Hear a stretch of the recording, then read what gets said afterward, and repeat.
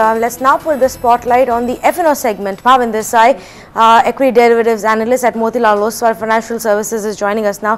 Bhavin, before I get to your strategies as far as F&O is concerned, let's take up our viewer query of the day. And we've got Himanshu Sardesai writing to us from Ahmedabad, and he wants to know, why is it recommended not to hold long positions in options for a longer period of time? If you could explain that, please. Hi, good afternoon. Yeah. A very simple explanation to that, basically. By the virtue of it, these are scientific instruments which are based on particular underlyings. Now, as far as option is concerned, in simple terms, it is a perishable commodity. It's like a fruit that you've bought. So, it is better to get rid of them as soon as you see your price objectives deviating from the line where you are expecting it to go to. So it's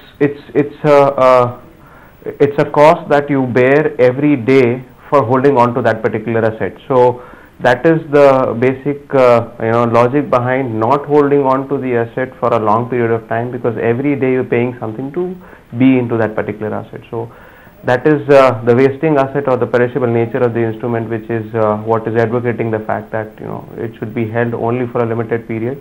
In case neither of the price objective or your stop loss gets triggered, get out of the instrument, wait for further momentum to be caught.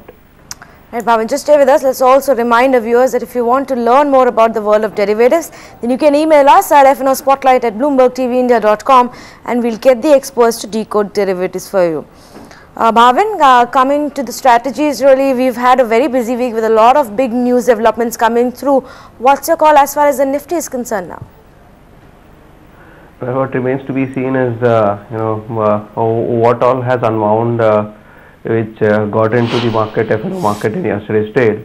So clearly we'll have to wait and watch for today's data to see to what extent unwinding has taken place. Over and above that, we're getting into expiry week next week. So these all things are keeping us a little excited. As far as the reading is concerned, well, at least on the face of it, two things I would like to point out. That yesterday when we ended the trade, or rather today when we entered the trade, we were trading very over optimistically. Though YPCR at the upper end, the implied volatility at the lower end. These are not the situations where you want yourself placed heavily long burdened. So from that perspective, we've seen a little bit of a cool off.